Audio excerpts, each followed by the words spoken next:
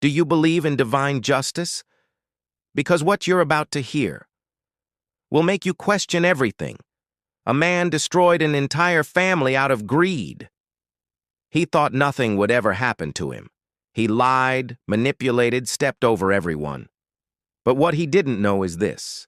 Life has a very peculiar way of settling scores. Yes, time passes. But the wind you sow today, the storm it brings tomorrow, can destroy everything you thought was solid. This story is real, and it'll leave you silent for a long time. It happened in a small town. Everyone knew each other, and in a place like that, rumors travel faster than the wind.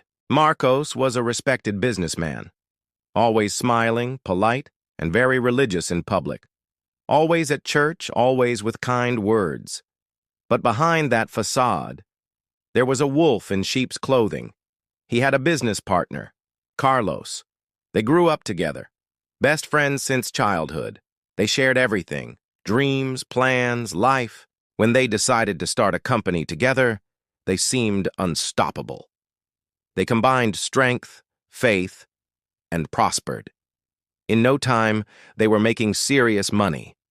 But money, oh money, it doesn't change people, it reveals them. Marcos began to change, smiling less, speaking less, disappearing from the company without explanation. Carlos began to suspect something. Until one day he found a bank statement, and what he saw made his stomach turn.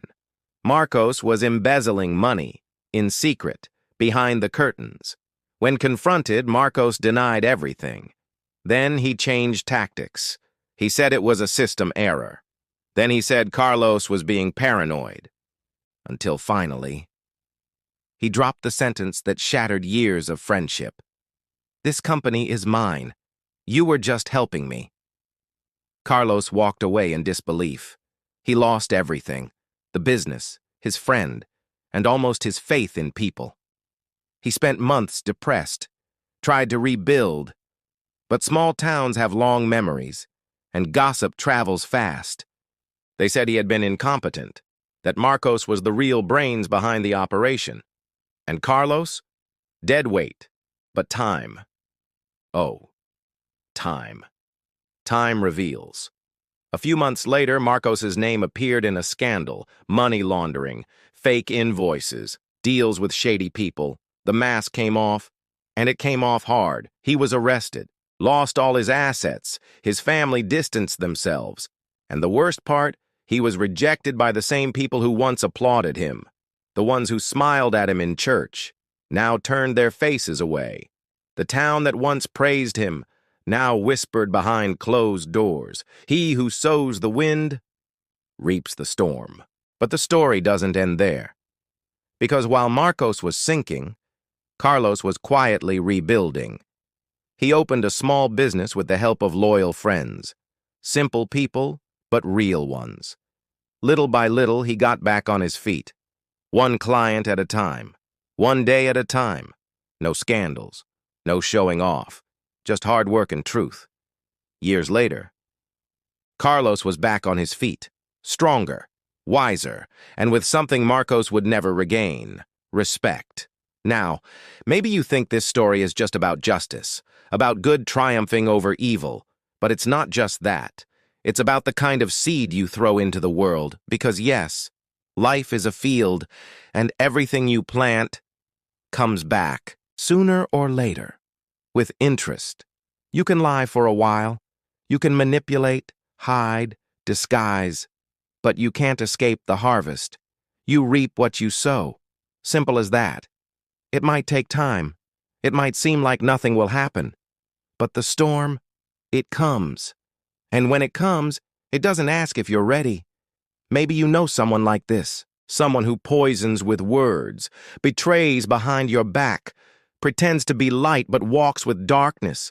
Maybe that person is even a little too close. But here's a brutal truth. Those who hurt others are actually digging their own grave. Because the universe, life, God, they all have memory. No one gets away forever. Now, let me tell you another story. Short, but powerful. A farmer was teaching his son, "Son, when you plant a seed, you don't get one grain back. You plant one and harvest dozens. The earth multiplies everything." And then he said, "Life is the same.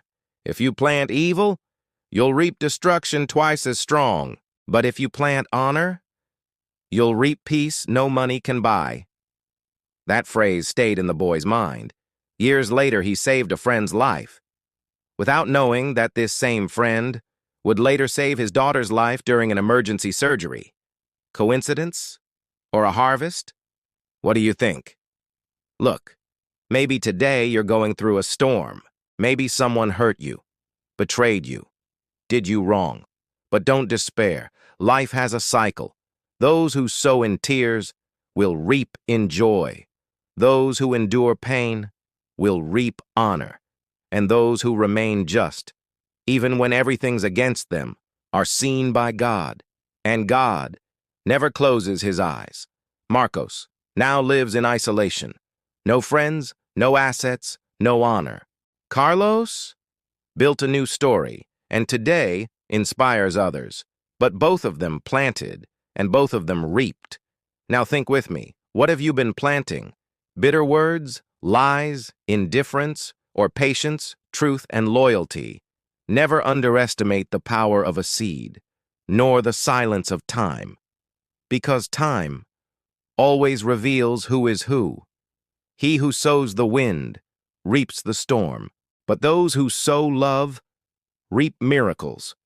And in the end, what matters is not what you say, it's what you do. You can be the storm in someone's life, or the breeze that brings peace. You choose every day. So choose wisely, because the harvest is inevitable.